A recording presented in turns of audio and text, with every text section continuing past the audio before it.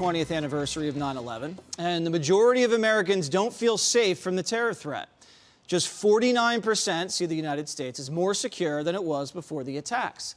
That's down from 64% a decade ago. Maybe this is why. President Biden's botched Afghanistan withdrawal and the Taliban's return to power could turn the war-torn country back into a terrorist safe haven. And DHS Secretary Mayorkas says that while there's no credible threat, well, he's still concerned.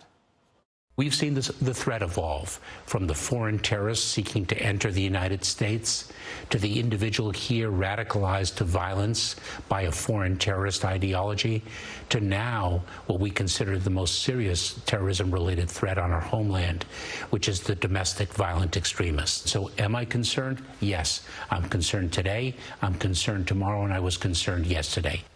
Well, Dake is not too concerned because the border's wide open and people are just pouring across, so he can save that. Why do you think the American people are more concerned at this point? Because everything that this administration touches turns into chaos. I think that's the word that Greg has used over and over again.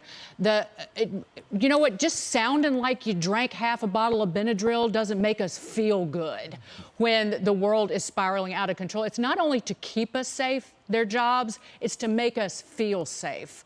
And if you look at what happened in Afghanistan, clearly, but it's also how they have not stood up to China on the Wuhan virus. Tony Blinken met with a Chinese official in March and sat there and let that official lambaste him about the sins of America and was like, didn't do anything, didn't say anything.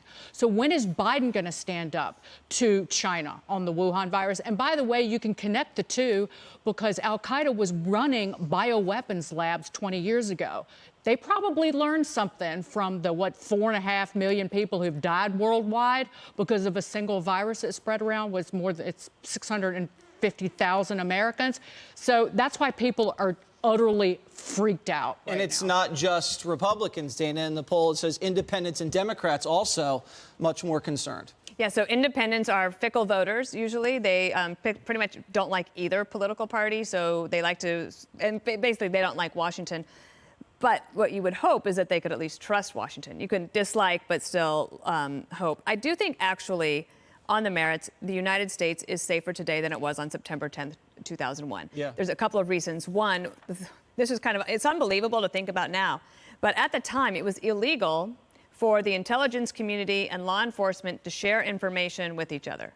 As you think back on that, like, what in the world? How could that have possibly happened? That changed in the Patriot Act, and even though it's still not perfect, at least that does make us safer. But still, two things are true. They were true then, and they're true now, which is the terrorists only have to be right once. Right. And that could be with a weapon of mass destruction or not, but they only have to be right once. We have to be right every single time. That means we have to have a committed focus on this. The second thing that's still true is that this is a generational war on ideology. So you have to fight it from various different perspectives. I think you have to stay on offense. And I wonder if the American people just feel like right now that they feel like we are on defense. And that doesn't feel good. I don't think that's necessarily true, but again, it is also how you feel. Congressman Michael Waltz today, who said that the Afghanistan under the Taliban is now a terrorist superstate. And Josh Kroshar of National Journal, I highly recommend his column today about the politics about all of this. You could see a return of the security moms of 2004 because, yes, the economy is critically important, but if you do not feel secure, that's your first priority. Soccer moms, security moms, a lot of moms, Greg. Yep. So if Afghanistan is a terror state, then that makes us the world's largest sponsor of terror with like $30 billion worth of weapons. Good point. Yeah.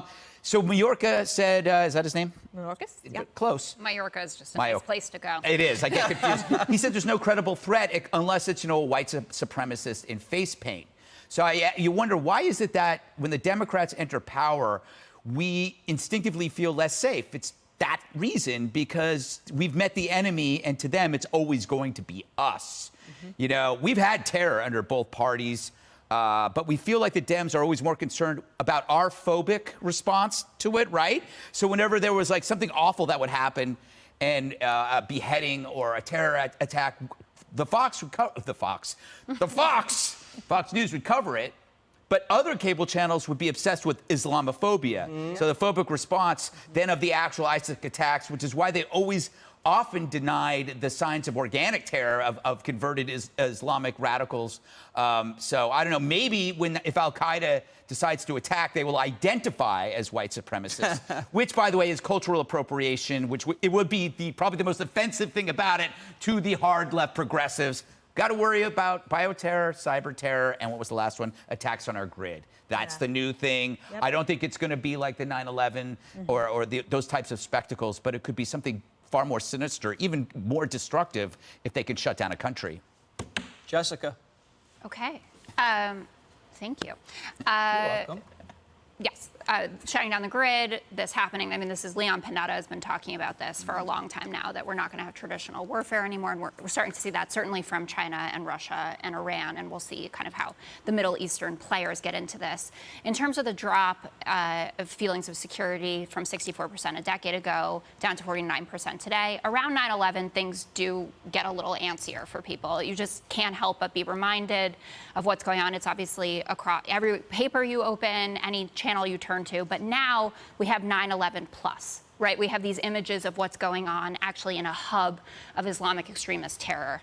And that's really compounding things for people. And Greg's mentioned a few times that this was a story that people could largely turn away from over the past few years. I mean, foreign policy nuts are obviously thinking about it all the time, and it certainly mattered, but now there is no escaping basically our worst national nightmare, which is what 9/11 was. And I think that that's a very tough thing for a lot of people, especially heading into the 20th anniversary, and is informing how Secretary Mayorkas, who maybe likes Majorca, is talking about what's going on. So you have the domestic threat, which has been huge and prevalent the past few years, compounded now with a new foreign threat that we hadn't thought about in a long time. Can I just add one Yes, quick sure. thing? I want to thank Andy McCarthy. He's talked to me a lot on the phone, and he is dismayed. And he covered a lot of points talking to me that Dana did, but he's dismayed that we seem to be repeating what we did 30 years ago. And he said they don't understand the jihadist enemy. And they refuse. And to Greg's point, that conservatives get treated as if they're evil because we refuse to coddle the enemy that is being sheltered by the left. All good points except for me.